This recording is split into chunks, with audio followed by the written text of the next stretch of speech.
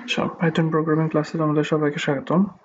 আচ্ছা, আমরা গত ক্লাসে হচ্ছে এই ভাওয়াল না কনসোনেন্ট হচ্ছে ছোট হাতের অক্ষর দিয়ে হচ্ছে নির্ণয় করছিলাম এই কোডটা লিখে। আচ্ছা, তোমাদের ক্লাসে একজন আমাকে প্রশ্ন করছিল যে ভাইয়া হচ্ছে আমি যদি এখানে ছোট হাতের জায়গায় যদি বড় হাতের অক্ষর ইউজ করি তাহলে কি হবে?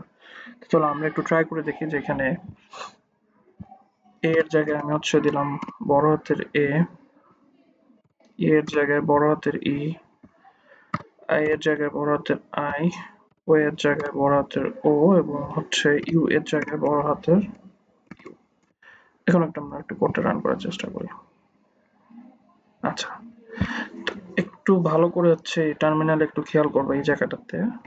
আমি কিন্তু বড় হাতের ওখানে দিছি। এখন দেখো তো যদি আমি ইনপুট হিসেবে ছোট হাতের একটা অক্ষর দেই সে আমাকে কি রিটার্ন দিচ্ছে দেখো। সে কিন্তু আমাকে একটা ভুল রিটার্ন দিচ্ছে। কি দিচ্ছে? এ হচ্ছে কি একে একটা কনসোনেন্ট কাউন্ট করতেছে। কেন জানো? আমি এখানে বড় হাতের এ দিছি কিন্তু এখানে লিখছি কি ছোট হাতের এ। যার কারণে সে কিন্তু চিনতে পারতেছে না যে এই ছোট হাতের এটা আবার কি জিনিস। সে কিন্তু চিনবে শুধু হচ্ছে বড় হাতের এটাকে। আচ্ছা, এখন যদি আমরা কোডটাকে আবার রান করে ধরো যদি হচ্ছে আমরা বড় হাতের এটাকে দেওয়ার চেষ্টা করি, ধরো এ দিলাম। এখন দেখো সে কিন্তু ঠিক ঠিক প্রিন্ট করছে ওকে যে এ হচ্ছে একটা ভাওয়াল। আচ্ছা, এবার যদি হচ্ছে আমরা বড় হাতের বি দেই, দেখো সে কিন্তু ঠিক ঠিক বলছে বি হচ্ছে কি একটা কনসোনেন্ট।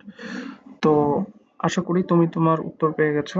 আমি হচ্ছে এই ভিডিওটা হচ্ছে এক্সট্রা বানিয়েছি শুধুমাত্র তোমাদের ক্লাসে একটা ছেলে আমাকে কোয়েশ্চেন করছিল যে ভাইয়া যদি আমি এমনটা করি কি হবে, শুধুমাত্র তাকে উদ্দেশ্য করে।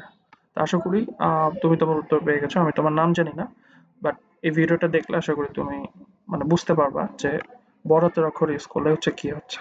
ওকে, থ্যাংক ইউ।